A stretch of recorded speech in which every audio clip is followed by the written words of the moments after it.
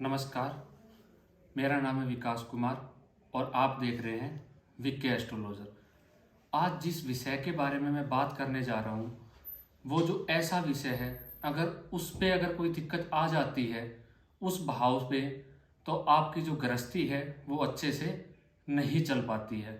तो जो मेरा विषय है वो है सप्तम भाव से संबंधित। आप सभी को पता ही होगा जो सप्तम भाव है वो किस चीज़ के लिए होता है। अगर आप मेरे पुराने दर्शक हैं और आप मेरी वीडियो देखते आ रहे हैं तो आपको पता होगा कि सप्तम भाव से हम किस चीज़ का विचार करते हैं। तो सप्तम भाव से हम जो है विचार करते हैं वो वैवाहिक जीवन का करते हैं, काम का करते हैं, वासना का करते हैं, साझेदारी का करते हैं, पार्टनरशिप का करते हैं। अगर हम कोई दैनिक जो व्यवसाय होता है उसका विचार जो है वो हम सप्तम भाव से करते हैं। लेकिन जो मेरा जो आज का विषय है वो सिर्फ इतना है कि सप्तम भाव वैवाहिक जीवन के ऊपर, अगर सप्तम भाव जो है वो आपका खराब है या अच्छा है, उसमें कौन से ग्रह बैठे हैं, आपका वैवाहिक जीवन कैसा होने वाला है। तो सबसे पहले मेरी वीडियो पाने के लिए, उसका नोटिफिकेशन आपके पास आए, उसके लिए आप चैनल को सब्सक्राइब कर लीजिए। अगर आप नए दर्शक हैं तो अभी इसी समय उस चैनल के सब्सक्राइब कर लीजिए। सब्सक्राइब लिखा रहा होगा उस बटन पे क्लिक कर दीजिए और बेल आइकन को ऑन कर दीजिए, ताकि आपको जो मेरी लेटेस्ट वीडियो है, जो मेरी नई वीडियो है, आपको प्राप्त होती रहे। और दूसरी चीज़, अगर आपने अभी तक सब्सक्राइब नहीं किया है तो क्यों नहीं किया है, अगर दूसरों को शेयर नहीं की है वीडियो तो क्यों नहीं की है, अगर किसी का इस वीडियो के माध्यम से लाभ हो सकता है तो हम उसे क्यों ना वीडियो शेयर करें और उसको लाभ करवाएं।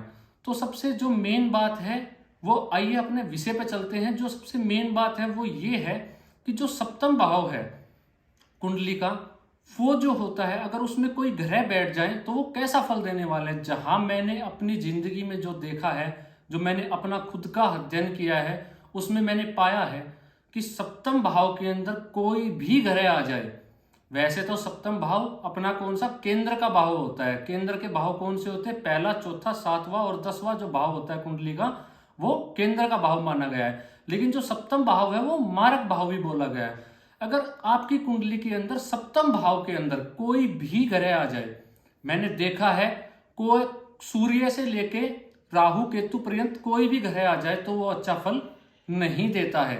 लेकिन अगर 5 महापुरुषों में से कोई योग बन जाए कुंडली के अंदर सप्तम भाव के अंदर, तो उस भाव पे बनने से, उस योग के बनने से आपको उसका फल तो मिलेगा, लेकिन सप्तम भाव पे कोई ग्रह आ जाने से आपको उसका दुष्परिणाम भी मिलता है।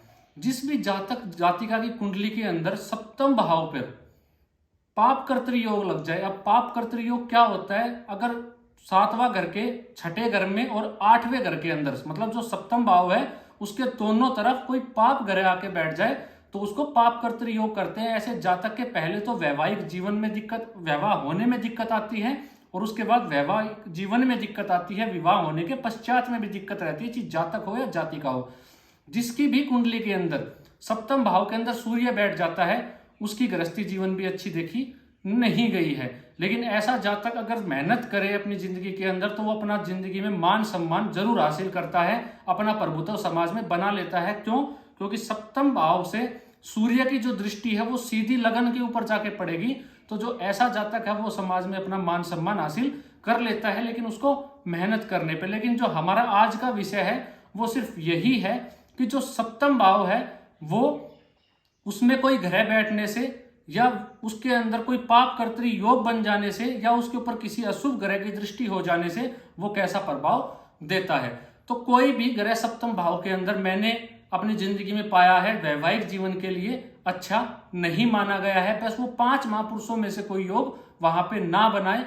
उसके अलावा कोई भी ग्रह, अगर सूर्य से लेकर केतु तक कोई भी ग्रह वहां पे आके बैठेगा तो आपकी जिंदगी के अंदर आपको परेशानियों का सामना अपने वैवाहिक जीवन में करना ही पड़ता है। चलिए, चंद्रमा, अगर चंद्रमा सप्तम भाव में बैठ जाता है तो क्या करता है? चंद्रमा सप्तम भाव में बैठ जाता है तो ऐसा जातक होता है जो, या जातिका होती है, उसकी जो शादी है वो अच्छे जगह होती है, अच्छे परिवार में होती है, और वो जो व्यक्ति होता है वो चुलबुला स्वभाव का होता है, जिसे हम कहते हैं कि नादान होता है। जो उसका स्वभाव होता है वो बहुत ही भावुक प्रवृत्ति का होता है, क्योंकि लगन के ऊपर उसकी वहां से दृष्टि पड़ती है। और चंद्रमा के यहाँ पे हो जाने से ऐसा जातक का जो स्वभाव है वो काफी भावुक देखने को मिलता है, और वो जहां भी जाता है वो अपना प्रभाव वहां पे छोड़ता है। क्यों? क्योंकि चंद्रमा जो होता है वो सप्तम भाव में अति विशिष्ट कारक ग्रह हो जाता है, इसके चलते चंद्रमा का प्रभाव देखने को मिलता है। लेकिन जो उसकी जीवन साथी के साथ जो उसका होता है उसमें थोड़ी सी वैचारिक मतभेद हमें देखने को मिलते हैं। अगर मंगल सप्तम भाव में बैठ जाए तो क्या करता है? मंगल के सप्तम भाव में बैठ जाने से ऐसे व्यक्ति या जातक या जातिका की कुंडली में उसका स्वभाव, जो उसकी जो जीवन साथी होता है उसका उग्र स्वभाव देखने को मिलता है और उसके अंदर जल्दबाजी होती है उस जातक के अंदर, और सप्तम भाव में जो है मंगल दोष भी बन जाता है। तो इसी कारण सप्तम भाव में मंगल का भी प्रभाव अच्छा देखने को नहीं मिलता है। उसके बाद आती है बुध ग्रह की बारी। अगर बुध ग्रह खुद की राशि में सप्तम भाव में बैठ जाए और उसके ऊपर कहीं से भी पाप ग्रह की दृष्टि पड़ जाए सप्तम भाव के ऊपर, तो ऐसा देखा गया है कि ऐसा वैवाहिक जीवन 2 साल के अंदर ही टूट जाता है और अच्छा वैवाहिक जीवन नहीं चल पाता है। क्योंकि बुध जो है वो युवराज की उपाधि लिए हुए होता है कुंडली के अंदर, और बुध जो है हर काम जल्दी करवाता है, शादी भी जल्दी करवाएगा और टुडवा भी बहुत जल्दी देता है। आइए चलते हैं शुक्र के ऊपर। अगर शुक्र ग्रह सप्तम भाव में बैठ जाता है तो ऐसा जातक जो होता है सबसे पहले तो लव मैरिज की ओर आकर्षित होता है। उसके अंदर इतनी कामना वासना देखी जाती है कि वो अपने वैवाहिक को लेके, अपने वैवाह को लेके बहुत ज्यादा उत्साहित रहता है। उसके अंदर एक बहुत ही ऊर्जा रहती है और सप्तम भाव में शुक्र ग्रह का होना अच्छा नहीं माना गया है, वैवाहिक जीवन को खराब ही करता है।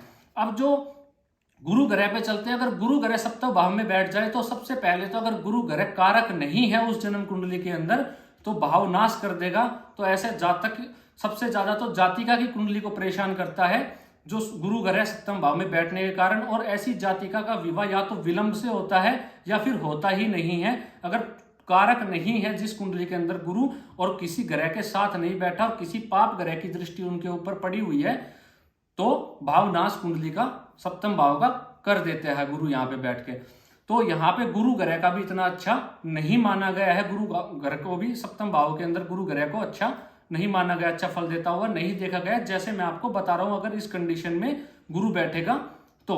अब चलते हैं शनि। अगर शनि ग्रह सप्तम भाव में बैठ जाता है तो उसको वहां पे जो दिग्बली हो जाता है सप्तम भाव के अंदर शनि ग्रह, क्योंकि वहां पे काल पुरुष की कुंडली से उच्च राशि बनती है, तुला राशि बनती है काल पुरुष की कुंडली से देखे, और वहां पे शनि बैठ के एक तो शादी में विलंब कर देता है वहां पे बैठ के, और आपको काफी परेशानियों का सामना शनि के वहां पे होने से भी परेशानियों का सामना करना पड़ता है वैवाहिक जीवन के अंदर। अगर वो पाप कर्तृ योग में हो जाए और उसके ऊपर पाप ग्रह की दृष्टि पड़ जाए तो काफी परेशानियों का सामना शनि ग्रह के वहां पे होने से भी होता है। और राहु और केतु अगर सप्तम भाव में बैठ जाते हैं तो मैंने पाया है अपनी जिंदगी के अंदर, अगर वो या तो मिथुन राशि में बैठे हो या वो कन्या राशि में बैठा हो राहु, तो वो ठीक ठाक फल दे देता है। और जो केतु है अगर वो वृश्चिक राशि या धनु राशि में बैठा हो तो भी वहां पे अच्छा फल दे देता है। लेकिन मैंने पाया है ऐसा होने के बाद भी वैवाहिक जीवन में काफी मुसीबतों का सामना ऐसे जातक जातिका को करना पड़ता है। और राहु के यहाँ पे हो जाने से, अगर सूर्य और राहु यहाँ पे बैठ जाए और उनके ऊपर पाप ग्रह की दृष्टि पड़ जाए, जो उसका भावपति है वो भी पीड़ित हो जाए, तो ऐसा जातक जो होता है, जातिका होती है, उसका मैंने 2 विवाह देखे गए हैं और उसका वैवाहिक जीवन बिल्कुल भी अच्छा नहीं होता है। अगर मैं जो है, अगर आप भी अपना कमेंट करके कोई भी प्रश्न मुझसे पूछ सकते हैं, बस शर्त ये है कि जो भी आप मुझसे प्रश्न पूछो वो छोटे पूछो, मतलब एक लिमिटेड शब्दों में पूछो, ज्यादा उसको बड़ा ना करो। जो भी आप प्रश्न पूछोगे मैं उसका अपनी अगली वीडियो में उसका आपको आंसर दूंगा, उसका उत्तर दूंगा। कोई भी एक लक्की विजेता हो सकता है कि मैं अपनी हर वीडियो के अंदर एक कमेंट लिया करूंगा और उसका जवाब मैं अपनी आने वाली अगली वीडियो में जरूर दिया करूंगा। अगर अभी भी आपको लगता है कि सप्तम भाव से रिलेटेड मैंने कुछ छोड़ दिया या कुछ रह गया या आपको कुछ जानने की जिज्ञासा है तो आप कमेंट करके मुझे बता सकते हैं कि मैंने क्या छोड़ दिया या क्या कुछ रह गया है। आपको क्या लगता है कि सप्तम भाव के ऊपर, और अगर चाहते हो विस्तार से कोई वीडियो लेके आऊं तो मैं उसको वीडियो को लेके आऊंगा और आपको बोर्ड पे अच्छे से उस चीज को समझाऊंगा। तो इस चीज से आप बेफिक्र रहिए। अगर आपका कोई प्रश्न है तो कमेंट कीजिए, मैं उसका जवाब जरूर दूंगा अपनी आने वाली वीडियो में। बस इतना याद रखिएगा कि उसको शब्दों में ज्यादा बड़ा मत कीजिएगा, छोटा रखिएगा। और अभी तक आपने चैनल को सब्सक्राइब नहीं किया है तो चैनल को सब्सक्राइब कर लीजिए और वीडियो को लाइक कर दीजिए, वीडियो को शेयर कर दीजिए। आज के लिए इतना ही। नमस्कार।